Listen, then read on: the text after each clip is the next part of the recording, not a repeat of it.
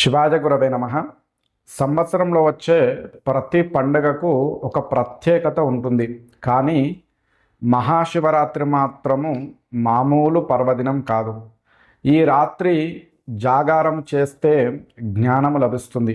ఉపవాసము చేస్తే పాపాలు కరిగిపోతాయి.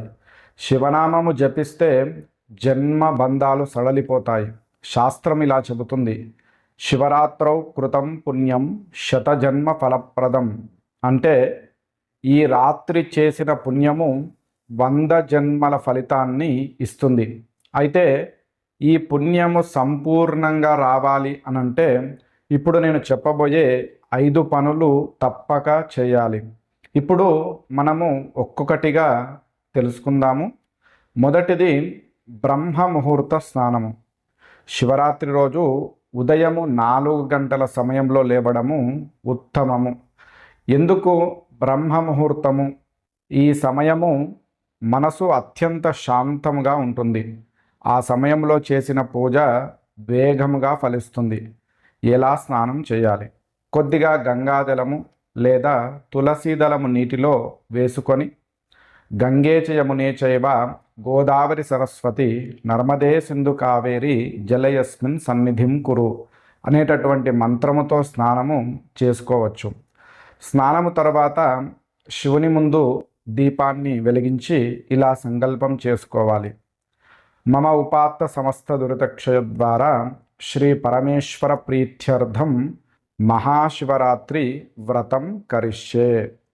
సంకల్పము అంటే మనస్సును దైవ సంకల్పంతో కలపడము. సంకల్పం లేకుండా చేసిన పూజ చిరునామా లేకుండా పంపినటువంటి ఉత్తరం లాంటిది. కాబట్టి ప్రతి కార్యానికి సంకల్పం అనేది చాలా ముఖ్యము. ఇక రెండవది ఉపవాసము. ఉపవాసము అంటే ఆకలి కాదు, దేవుని సమీపంలో నివసించడం. శివరాత్రి రోజు 3 రకాల ఉపవాసాలు ఉంటాయి. నిర్జల ఉపవాసము, ఫలాహారము, ఒకసారి సాత్విక భోజనం. ఎందుకు ఉపవాసము?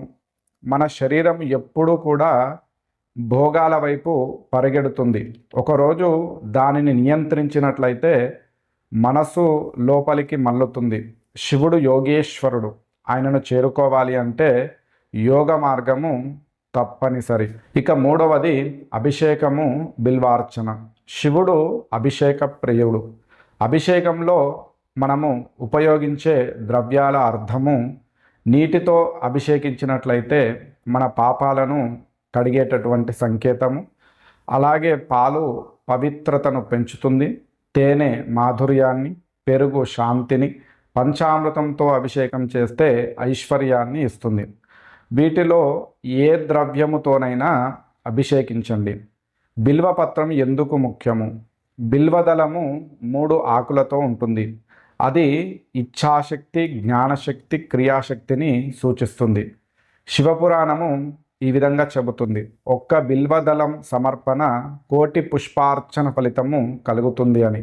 కాబట్టి శివరాత్రి రోజున ఖచ్చితంగా బిల్వదళములతో శివుడిని పూజించాలి. ఇక 4వది పంచాక్షరి మంత్ర జపము.